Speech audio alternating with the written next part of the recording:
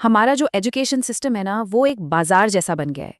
मतलब हर कोई कुछ ना कुछ मांग रहा है। स्कूल, कंपनियां, सरकार, सबकी अपनी अपनी डिमांड्स हैं। पर इस सबके बीच अच्छी शिक्षा का जो एक असली वादा था, क्या वो कहीं टूट नहीं रहा? ये सवाल आज के सिस्टम की जो लेन देन वाली निराशाजनक सच्चाई है, उसे बिल्कुल सामने लाकर रख देता है। सोचिए, करोड़ों माँ बाप अपने बच्चों के करियर के लिए लाखों रुपए खर्च कर देते हैं, लेकिन 20-25 साल की पढ़ाई के बाद भी हजारों की नौकरी मिलना तक मुश्किल हो जाता है। ठीक है, तो चलिए इस सवाल का जवाब ढूंढते हैं। इस समस्या की जड़ों तक पहुंचने के लिए थोड़ा गहराई में उतरते हैं। तो सबसे पहली और सबसे बड़ी जड़ जो है ना, वो हमारे इतिहास में ही छिपी हुई है। सोच कर देखिए, एक ऐसा सिस्टम जो आज से लगभग 200 साल पहले 1835 में लॉर्ड मैकॉले ने शुरू किया था। और मकसद क्या था?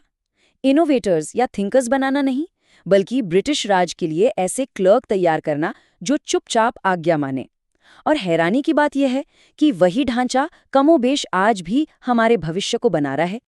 और इस क्लर्क बनाने वाली फैक्ट्री का जो मेन इंजन है, वो है रटना।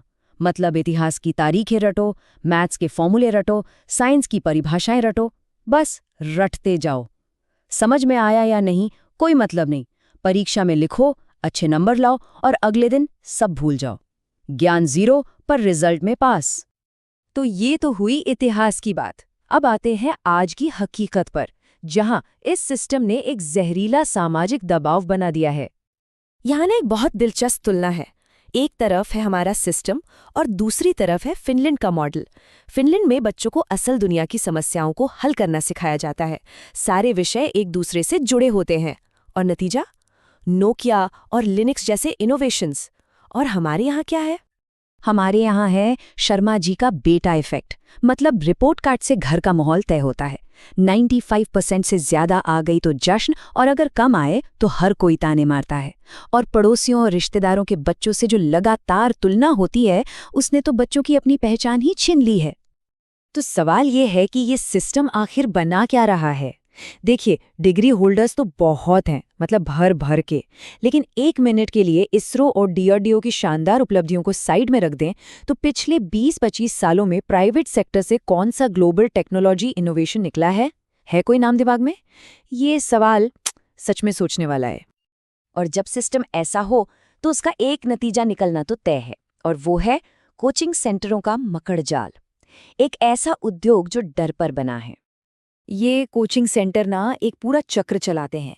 पहले वो डर की मार्केटिंग करते हैं, माता पिता को यकीन दिलाते हैं कि स्कूल काफ़ी नहीं है। फिर भारी भरकम फीस का बोझ डालते हैं, जिसके लिए लोग कर्ज तक ले लेते हैं। और एडमिशन फॉर्म में ऐसे क्लॉज होते हैं कि अगर सिलेक्शन नहीं हुआ तो उनकी कोई जिम्मेदारी नहीं। और इन सब के बीच बच्चा सुबह से रात तक बस पिसता रहता है। ये सवाल अपने आप में ही एक जवाब है।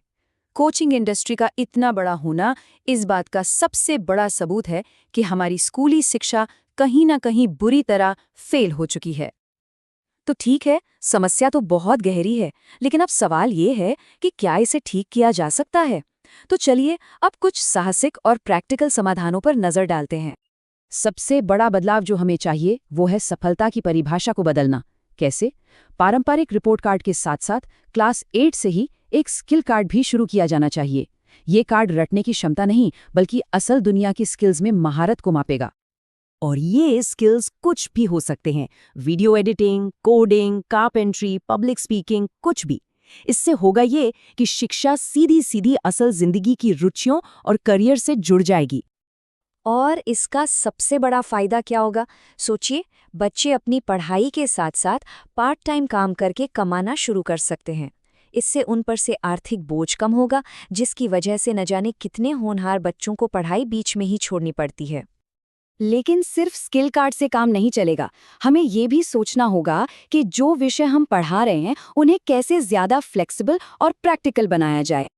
यहाँ एक बहुत ही क्रांतिकारी लेकिन दमदार आइडिया है।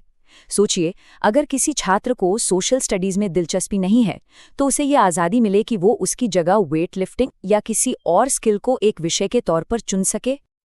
इसी तरह हर सब्जेक्ट के 2 लेवल हो सकते हैं, बेसिक और स्टैंडर्ड। जैसे बेसिक बायोलॉजी में वो चीज़ें सिखाई जाएं जो हर किसी के काम आएं, जैसे कि मेडिकल रिपोर्ट कैसे पढ़ें। और स्टैंडर्ड बायोलॉजी वो लोग पढ़ें जिन्हें आगे चलकर इसी फील्ड में करियर बनाना हो। और हाँ, फाइनेंशियल मैनेजमेंट और लीगल स्टडीज जैसे बेहद ज़रूरी आधुनिक विषयों को भी शामिल करना होगा। ये वो लाइफ स्किल्स हैं जिनके बारे में ज़्यादातर बड़े लोग आज सोचते हैं कि काश ये हमें स्कूल में ही सिखा दिया गया होता। अब ये सारी समाधान सुनने में तो बहुत अच्छे लगते हैं ना, लेकिन सवाल ये उठता है कि फिर इन्हें लागू क्यों नहीं किया जाता? आखिर वो कौन सी सबसे बड़ी रुकावट है? और असली समस्या यही है। एक रिपोर्ट के मुताबिक अकेले उत्तर प्रदेश में ही 30% राजनेता सीधे सीधे स्कूल और कॉलेज के ट्रस्ट से जुड़े हुए हैं। तो जो लोग सिस्टम को सुधारने की कुर्सी पर बैठे हैं, वही लोग उस सिस्टम से सीधा सीधा फायदा भी उठा रहे हैं। तो वो बदलाव क्यों चाहेंगे?